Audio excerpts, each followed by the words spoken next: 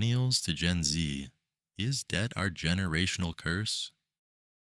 Millennials were told a story: go to college, work hard, and success will follow. But the reality was different. Many entered adulthood already tens of thousands in debt before they even earned their first paycheck. Now Gen Z is stepping into the same world, a world where debt isn't just a possibility, but almost an expectation. College loans, rising rents, credit cards, buy now, pay later apps. It feels like the future is already mortgaged. So we must ask, is debt a curse passed down from one generation to the next? Or is there a way out? To answer that, let's trace how millennials got here, what Gen Z is inheriting, and why history suggests this is not a new story at all. Part 1: How Millennials Fell into Debt. Millennials, born between the early 1980s and mid 1990s, grew up with optimism.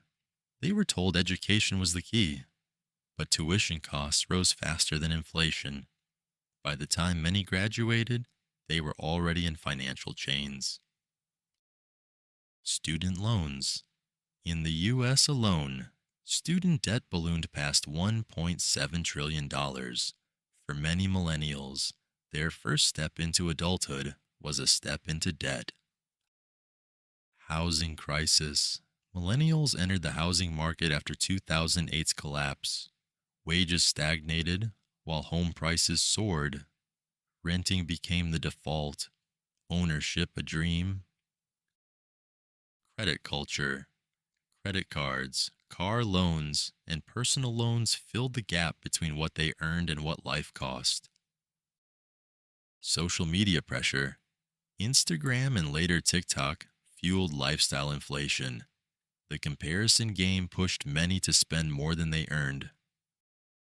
By the time millennials reached their 30s, debt wasn't a choice, it was a lifestyle. Part 2: Will Gen Z follow? Gen Z, born from the late 1990s to early 2010s, grew up watching millennials struggle. They saw their older siblings drowning in loans, hustling in the gig economy, working multiple jobs yet still living paycheck to paycheck. You might think they'd be more cautious, and in some ways, they are.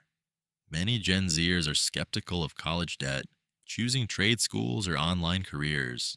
They're more entrepreneurial, using platforms like YouTube, TikTok, and freelancing to earn income.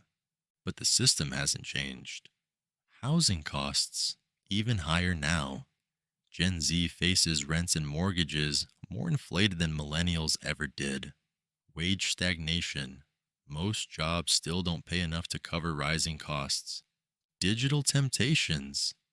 Buy now, pay later apps like Klarna and Afterpay make debt easier, faster, and more hidden. The gig trap. Flexibility often means instability, with no healthcare, pensions, or safety nets. The danger is clear. Gen Z may not avoid debt, they may inherit it in an even worse form. Part 3: Historical Parallels. Debt across generations is not new. History shows us cycles. Where debt builds, society strain, and collapse or reform follows. Ancient Mesopotamia. Farmers borrowed seeds from temple lenders. A bad harvest meant losing land or family members to slavery. Kings had to declare debt jubilees to prevent social collapse. Rome. Citizens borrowed heavily for farming and trade. When debts couldn't be repaid, creditors seized property and enslaved debtors. Debt riots erupted, destabilizing the republic. Medieval Europe. Debt financed wars, trade, and even cathedrals. But usury was seen as sinful, showing how morally uneasy people were about money owed. The Great Depression. The 1920s credit boom collapsed into the 1930s crash. Millions were left jobless and broke, a haunting echo of what millennials saw in 2008. Debt, in every era, has crushed generations. And in every era, reform was needed to stop collapse. Part 4: The Generational Mindset Shift. Why does debt feel heavier now than in the past? Because our relationship with money has changed. For boomers, debt was often tied to growth: a mortgage, a business loan. There was hope of building wealth. For Gen X, debt was survival. Credit cards filled the gap as wages flattened. For millennials, debt became identity. A generation grew up defined by student loans, housing crises, and financial uncertainty. For Gen Z, debt feels inevitable, but also invisible. With apps, subscriptions, and online shopping, debt is seamless, frictionless. It doesn't feel like debt until it's too late. This generational mindset is the real curse: not just owing money, but accepting that being in debt is normal. Part 5: The Philosophical Dimension. Debt isn't only economic, it's psychological, moral, even spiritual. Nietzsche reminds us the word schuld means both debt and guilt. To owe is to carry a burden of shame. Millennials know this feeling well. The Stoics would warn, we suffer when we chase what is outside our control. Debt is often the result of desiring what we don't need. Epictetus might say, if you buy what you don't need, you become a slave. Buddhism teaches that craving leads to suffering. In our age, craving is not just personal, it is marketed to us 24/7. Debt is the modern expression of desire without restraint. History's lesson: debt is not just an individual's failure, but a system's design. The poor borrow not because they are foolish, but because the system leaves them no choice. Debt, then, is both a personal trap and a societal sickness. Part 6: Can Gen Z escape the curse?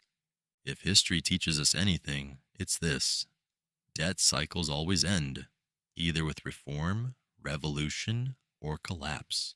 Which path we take depends on what we learn. Personal freedom. Living simply isn't poverty, it's power. Rejecting consumerism is rebellion. Cultural shift. Question the narrative that success requires debt. Challenge the system of education and housing that traps young people before they even begin. Historical wisdom. Every empire built on endless debt eventually fell, but those who reformed survived longer. Millennials may be trapped, but Gen Z, watching closely, still has a choice: repeat the cycle or break it. Debt has been called many things: a tool, a burden, a curse. But across generations, it has always tested humanity's wisdom. Millennials inherited a broken system. Gen Z is entering it with eyes wide open. But awareness is not enough. Action is required. Because in the end, the question is not just whether debt is our generational curse. The question is whether we will be the first generation in history to finally break it.